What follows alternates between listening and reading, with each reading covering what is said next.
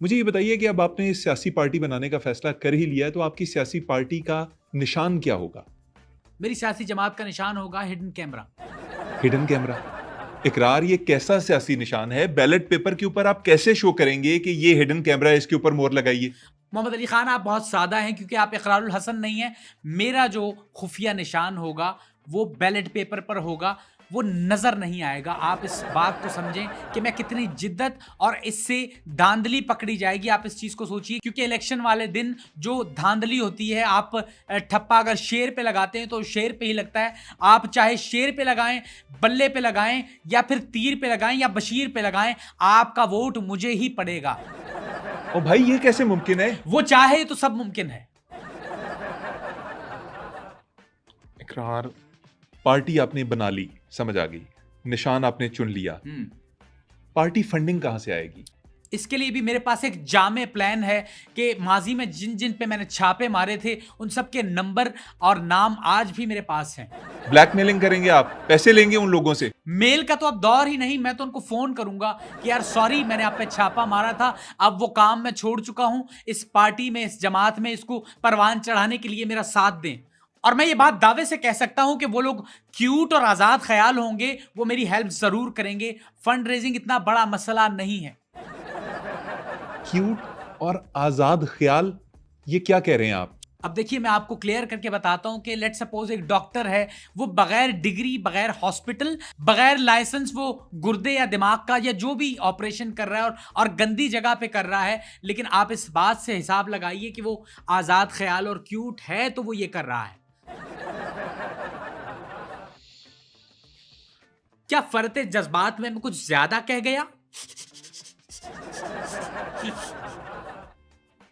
इकरार, आपने छापों का जिक्र किया, मुझे ये बताइए कि आपने अपने प्रोग्राम सरे शाम में जिन जगहों पे छापे मारे, उनमें कोई ऐसे वाकयात हुए हों जो आपके जहन में नक्श हो गए हों? यार, मुझे एक वाकया याद आ गया। मुझे याद पड़ता है, मैं एक दफ़ा एक कहवा खाने गया और मैंने उनसे कहा कि 2 चाय दे दो। वो कहते हैं हमारे यहाँ चाय नहीं मिलती, ये कहवा खाना है, कहवा खाना नहीं। तो मैंने उनसे कहा कि कोई बात नहीं, आपके पास क्या मिलता है? जो आपके पास मिलता है वो ले आइए। फिर पूरे 10 मिनट बाद वो मेरे पास 2 बर्गर लेके आए। आपको पता चल गया उसके बाद कि कहवा खाना क्या होता है? मैं मानता हूं कि मेरी गलती थी क्योंकि मैं नया था। उसके बाद मैंने कहवा खाने पे प्रॉपर छापा मारा, लेकिन वहां का माहौल देख के मैं दंग रह गया। मुझे बहुत अफसोस हुआ इस बात का कि मेरी टीम और मैंने जो मिलके छापा मारा था, जो जो मनाजिर हमने देखे थे वो देखने के काबिल नहीं थे। बहुत अफसोस हुआ था। ऐसा क्या हुआ उस कहवा खाने में? मोहम्मद अली खान, यकीन जानिए कि मैं बता नहीं सकता कि क्या सिचुएशन थी, किस तरह हमने वो मनाजिर देखे। बहुत भयानक मनाजिर थे। मैं देख कर दंग रह गया क्योंकि उस कहवा खाने को 2 मर्द चला रहे थे और एक औरत चला रही थी और उन तीनों ने हेलमेट नहीं पहने हुए थे। इकरार, एक सेकंड। आपको उस कहवा खाने से मसला ये था कि उन्होंने हेलमेट नहीं पहने हुए थे? मेरा मानना है कि किसी भी चीज को चलाने के लिए हेलमेट बहुत जरूरी है। इकरार, आपको छापा स्पेशलिस्ट समझा जाता है। आपने ये काम शुरू किया है इस मुल्क के अंदर। जी, ये बताएं, और कहाँ-कहाँ छापे मारे आपने? मुझे याद पड़ता है, मैंने एक जगह छापा मारा था, गुटखे की एक फैक्ट्री थी, वहां पे मैंने छापा मारा। लेकिन वहां का माहौल देख के वहां भी मैं दंग रह गया था क्योंकि इतनी गलाजत थी, इतने गंदे तरीके से गुटखा बनाया जा रहा था उस फैक्ट्री में, और मैं ये देख के हैरान हो गया। तो उस फैक्ट्री में जितने भी मुलाजमीन थे उनके हाथों पे गुटखा लग के जाया हो रहा था। मतलब गुटखा बनाना जुर्म नहीं है, गुटखा ज़ाया करना जुर्म है। मोहम्मद अली खान साहब, आपको बिल्कुल अंदाजा नहीं कि गुटखा कितना खतरनाक है। आप जरा तसव्वुर कीजिए कि आपके मुंह का, मसूड़ों का, जबड़ों का जो हाल करता है वो आपके हाथों का क्या हाल करेगा। आपके हाथों की तो वो एमसी कर देता होगा। मतलब आपके छापे का जो मकसद था वो ये नहीं था कि उन लोगों को जिनके मसूड़े गल रहे हैं, जो लोग इस्तेमाल करते हैं गुटखा, उनको उससे बचाया जाए, बल्कि आप ये चाहते थे कि सिर्फ जो वहाँ पे वर्कर्स हैं वो हाथों पे दस्ताने पहन लें। ये तो गुटके की मैंने आपको बात बताई। हमारे मुआशरे में एक से एक गलाजत भरी पड़ी है जिससे मैंने माजी में पर्दा उठाया और इंशाल्लाह मुस्तकबिल में भी मैं ये पर्दा उठाता रहूंगा। एक और बुराई है जनाब अली वकार, जिसकी जानिब मैं आपकी तवज्जो मबजूल कराना चाहूंगा, वो है मुर्गी। मुर्गी बुराई है? चलिए, आप ही अपने दिल पर हाथ रख के ये बताइए कि क्या आपने डिफेंस की मुर्गी खाई है? क्या आपने गुलबर्ग की मुर्गी खाई है? हमारे मुल्क का 70% नौजवान गरीब इलाकों की गलाजत भरी मुर्गी, बीमार, लागर, स्टीरॉइड ज़्यादा, टेढ़ी, लंगड़ी, लूली और बैठी हुई लेजी बीमारियों का गढ़ मुर्गी खा रहा है। वो गलाजत से भरी मुर्गी जिसे दुनिया का पता ही नहीं, वो जानती नहीं कि रोशन मुस्तकबिल क्या है, मर्सिडीज लैंड क्रूजर क्या है, उसको ये नहीं पता कि मैंने अपनी जिंदगी किस तरह गुजारनी है। वो मुर्गी है जिसके साथ ज्यादती होती है। स्टीरॉइड ठूस ठूस के मेरे मुल्क के नौजवानों को खराब किया जा रहा है, उनके मैदों को खराब किया जा रहा है, उनको स्टीरॉइड खिला के। मैं इस वक्त अपने नौजवानों से मुखातिब हूं कि जब मैं वजीर आजम बना तो आपको मैं DHA की, गुलबर्ग की और अच्छे इलाकों की मुर्गियां खिलाऊंगा। यार इकरार साहब, खान साहब के कट्टे वाले मंशूर के बाद ना मैंने मुर्गी वाला मंशूर पहली दफा सुना है। मोहम्मद अली खान साहब, आपकी ये बात सुन के मुझे बहुत अफसोस हुआ। बेसिक नीड है, एक आम आदमी की नीड है। अगर वो गोश्त नहीं अफोर्ड कर सकता, एटलीस्ट वो मुर्गी तो अफोर्ड करे। और आप जैसे लोग डिस्करेज करते हैं, इस बात को गलत समझते हैं कि एक आम आदमी को अगर अच्छी खुराक मिल रही तो भाई आपका क्या जा रहा है इसमें। इकरार, आप वक्त से पहले वजीर आजम बनने के ख्वाब देख रहे हैं और हर चीज में सियासत को डाल रहे हैं। मुझे ये बताइए कि नहीं तो आप मुझे एक बात बताइए, क्या क्या मेरा हक एज पाकिस्तानी शहरी, क्या मेरा हक नहीं कि मैं वजीर आजम बनूं? क्या मैं अपने दिल में ख्वाहिश नहीं पाल सकता कि मैं एक दिन वजीर आजम की कुर्सी पे बैठ के अपने मुल्क के गरीब लोगों की जो बुरे हाल हैं उनकी मैं खिदमत कर सकूं? कर लीजिएगा खिदमत। मुझे फिलहाल सिर्फ ये बता दीजिए कि आपने अपने शो में एक दफ़ा एक प्रोग्राम किया था स्पेशल, जिसके अंदर आपने खुसरों का जनाजा दिखा दिया था।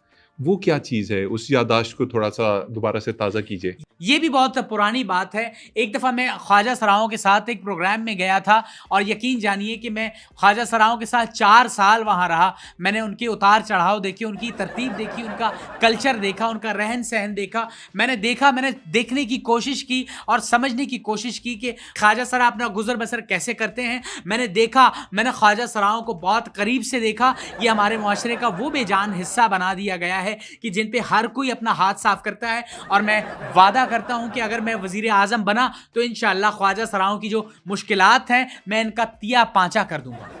इकरार, 4 साल ख्वाजा सराओं के साथ रहे हैं आप? बल्कि 1-2 दफा तो मैं इनके साथ प्रोग्राम करके भी आया हूं। फॉर द सेक ऑफ तजर्बा, सीखने का अमल सारी जिंदगी रहता है, आपको हर चीज सीखनी चाहिए। इकरार, एक तरफ आप वजीर आजम बनने के लिए पर तोल रहे हैं, दूसरी तरफ आप ही के चैनल पे काम करने वाले वकार ज़का, वो भी वजीर आजम बनना चाहते हैं। आप दोनों की आपस में कोई गुफ्तगू हुई? सुनने में आया था कि उन्होंने आपको कहा कि मैं वजीर आजम बन जाता हूँ, तुम कोई CM बन जाना। हाँ, वकार ने मुझे पैगाम भेजा, लेकिन वकार को मैंने ये कह के मना कर दिया कि वकार, मैं सोलो फ्लाइट लेके उड़ने वाला आदमी हूँ और तू मेरे लेवल दा नहीं, अपनी लिमिट में रहे। मैं आई एम नॉट इंटरेस्टेड। मुझे तेरी तरफ से दी गई वजारत नहीं कबूल, चाहे तू वज़ीर आज़म बने या वज़ीर आला बने, मुझे कोई फ़र्क नहीं पड़ता। मैं तने तनहा ये जमात अगर मैंने बनाई है तो मैं लोगों की मदद से, इन नौजवानों की मदद से इस जमात को परवान चढ़ाऊँगा। और मैं ख्वाहिश रखता हूँ कि इंशाअल्लाह मेरी जमात और मेरी जमात से जुड़े हुए जो लोग होंगे वो एक दिन कामयाब होंगे। और मेरी इस जुर्रत पे, मेरी अकेले चलने पे, मेरे फर्म बिलीफ पे, मेरी जाफिशानी, बहादुरी की, परवानी की वजहानी से एक शेर याद आ गया जो एक शायर ने लिखा था कि तला तुम खेज है मुझे, तू पानी को चीर, किनारा वो है वो खड़ा आवाज दे रहा है, वो रुकेगा नहीं, वो चीर के दरिया के पास आके। तू किनारे की मौज है, एक सरापा है हुस्न की जिबिल्लत की समंदर है, दरिया की गहराई ते गुतगा पेश, वो है किनारा तू चीरता हुआ लबेबा में शीरी। तू आया इतना देर से, मैं इंतजार है क्या? मोहम्मद अली खान, मैंने आपको शेर सुनाया है। यार इकरार, आपको क्या हो गया? किस किस्म की नज़में पढ़ रहे हैं, किस किस्म के शेर पढ़ रहे हैं? ये तो कोई ढंग का शेर भी नहीं था, जिब्रिश थी ये तो। और अब मैं आपको मजीद शेर पढ़ने से रोकने के लिए उस बात की तरफ आना चाहता हूं जो आपसे, सियासत करने से मुझे रोकने की कोशिश, शेर पढ़ने से मुझे रोकने की कोशिश, बोलने की वजह से मुझे रोकने की कोशिश। लेकिन मैं आपको एक बात यहां पे मैं क्लियर करना चाहता हूं कि मैं अब चल पड़ा हूं, मैं नहीं रुकूंगा, मुझे कोई चीज नहीं रोक सकती, मैं बस चल पड़ा हूं।